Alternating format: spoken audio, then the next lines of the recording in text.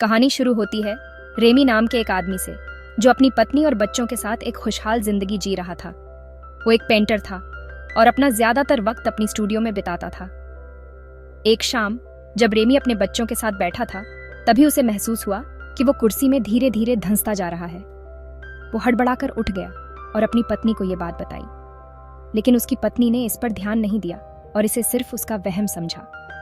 लेकिन ये कोई इत्तेफाक नहीं था। अब ऐसा बार बार होने लगा। कभी वो अपने बेड में धंसने लगता तो कभी फर्श के अंदर जाता महसूस करता। एक दिन जब रेमी अपनी स्टूडियो में था, उसके बच्चे भी वहीं खेल रहे थे। वो उनके साथ वक्त बिता रहा था, लेकिन गलती से पानी का नल खुला छोड़ दिया। धीरे धीरे स्टूडियो पानी से भरने लगा। रेमी अपनी पेंटिंग्स बचाने की कोशिश कर ही रहा था कि अचानक वो पानी में डूब गया।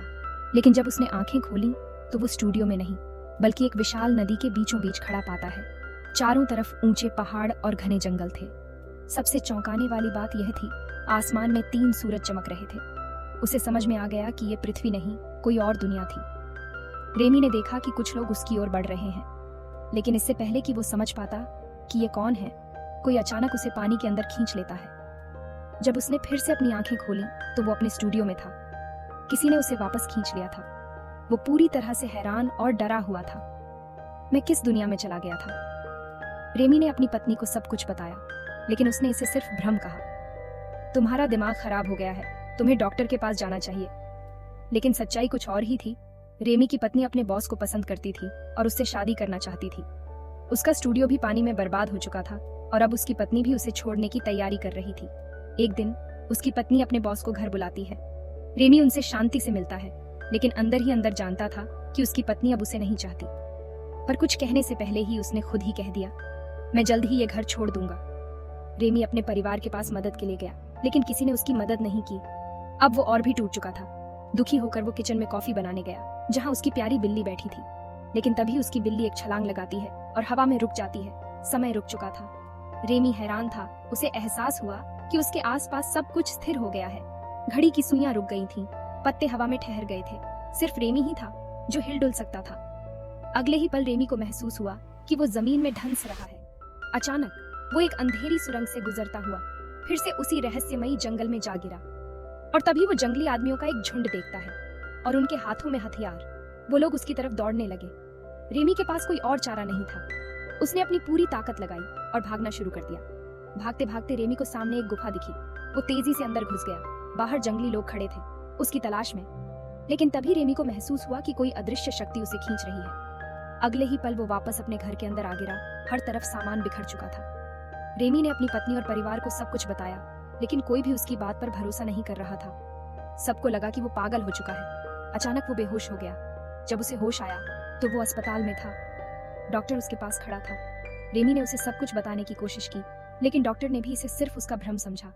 वो अस्पताल से बाहर आया और अपने स्टूडियो पहुंचा, लेकिन वहां सब कुछ बदला हुआ था। लोग उससे पैसे मांग रहे थे। वह सब उससे पैसे मांग रहे होते हैं। सब कुछ फिर से ठहर जाता है। रेमी चौंक गया। रेमी ने महसूस किया कि वो धीरे धीरे जमीन में समाने लगा। कोई मुझे देख नहीं पा रहा, कोई मेरी आवाज सुन नहीं सकता। वो चिल्लाता रहा, लेकिन किसी ने उसकी तरफ ध्यान ही नहीं दिया। और अगले ही पल वो फिर से उसी रहस्यमयी दुनिया में पहुंच गया, जहां पहले भी वो 2 बार जा चुका था। लेकिन इस बार कुछ अलग था। इस बार सैकड़ों लोग उसे घेर कर खड़े थे। ऐसा लग रहा था जैसे वो सब रेमी का ही इंतजार कर रहे थे, लेकिन वो इनकी भाषा समझ नहीं पा रहा था। फिर भी इशारों से वो समझ गया कि ये लोग उससे कुछ खास करवाना चाहते थे। और तभी उन लोगों ने इशारों में उसे हवा में कूदने को कहा। शायद उन्हें लगा कि रेमी में कोई अलौकिक शक्ति है। रेमी थोड़ी हिम्मत जुटाकर ऊंचाई से कूदा, लेकिन वो सीधे जमीन पर मुंह के बल गिरा। तभी एक जंगली आदमी ने रेमी को एक अजीब सा फल खाने के लिए दिया। रेमी को पहले झिझक हुई, लेकिन जैसे ही उसने वो फल खाया, अचानक वो उनकी भाषा बोलने और समझने लगा। कबीले वालों ने रेमी को बताया कि उनके गांव पर एक राक्षस राज करता है। उसका नाम जुटान था। वो बहुत ही भयानक और क्रूर राक्षस था। जब चाहता किसी भी कबीले वाले को मारकर खा जाता।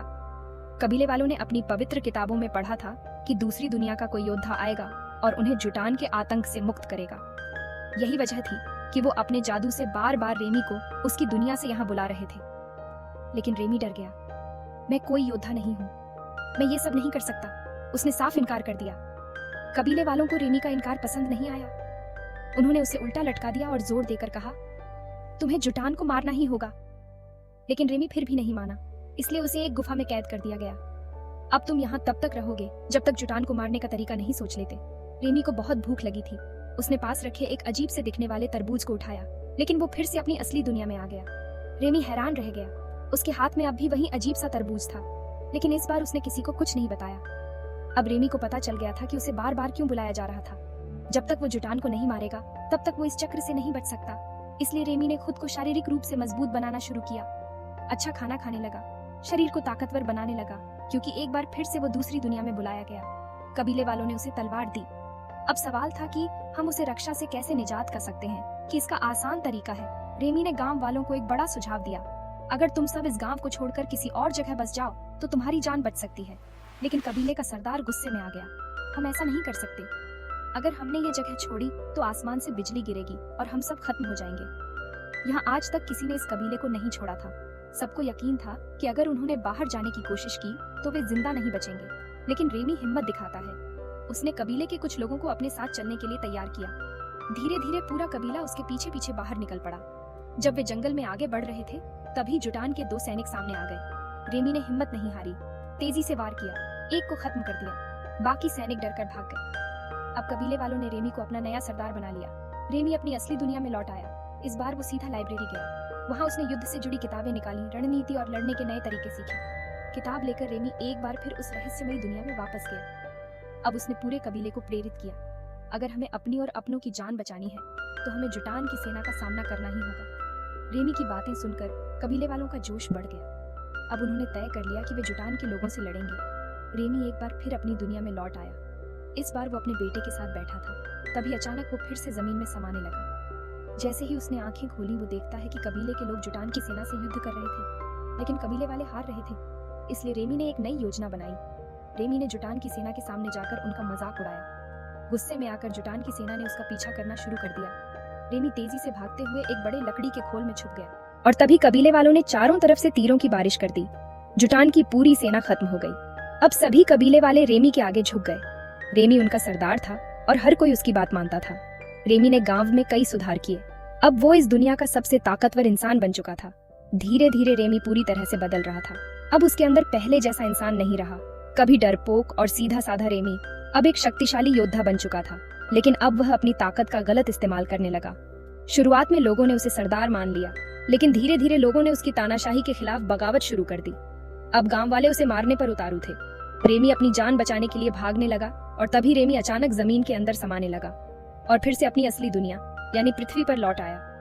अब रेमी समझ चुका था कि लोगों को राजा चाहिए, लेकिन कोई तानाशाह नहीं। इसलिए उसने फिर से अपनी पुरानी जिंदगी शुरू की।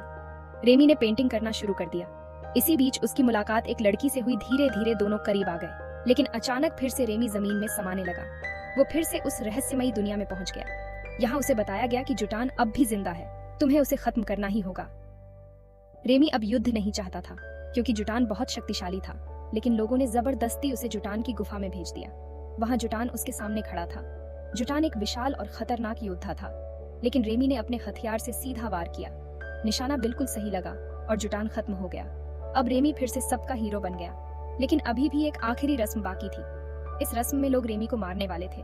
रेमी डर गया। उसी समय वो जादूगर भी वहाँ मौजूद था, जिसने रेमी को इस दुनिया में बुलाया था। उसके पास वही जादुई वस्तु थी जिससे पृथ्वी का द्वार खुलता था। उसने उस वस्तु को आग में फेंक दिया। अब दूसरी दुनिया का रास्ता हमेशा के लिए बंद हो चुका था। वहीं पृथ्वी पर रेमी कोमा में जा चुका था। उसकी प्रेमिका उसे उठाने की कोशिश कर रही थी, लेकिन इसी बीच दूसरी दुनिया में एक व्यक्ति ने जलती हुई वस्तु को उठाकर पानी में फेंक दिया और एक बार फिर से पृथ्वी का द्वार खुल गया। अब रेमी फिर से अपनी दुनिया में लौट आया। अब वो अस्पताल में था, पूरी तरह से ठीक। वहाँ उसकी पत्नी भी थी और वो लड़की भी जिसे वह पसंद करता था। उस लड़की को रेमी की शादी के बारे में कुछ नहीं पता था, लेकिन जब उसे सच्चाई पता चली तो उसने खुद ही रेमी को उसकी पत्नी के साथ रहने की सलाह दी। रेमी की पत्नी को भी अपनी गलती का एहसास हुआ। वो रेमी से माफी मांगती है और कहती है कि वो हमेशा उसके साथ रहेगी। अब रेमी के पास सब कुछ था, एक परिवार और एक नई जिंदगी। वहीं दूसरी दुनिया में रेमी की याद में एक विशाल मूर्ति बनाई गई, क्योंकि रेमी ने उन्हें हमेशा के लिए आजादी दिलाई थी। और इसी के साथ यह कहानी यहीं खत्म होती है।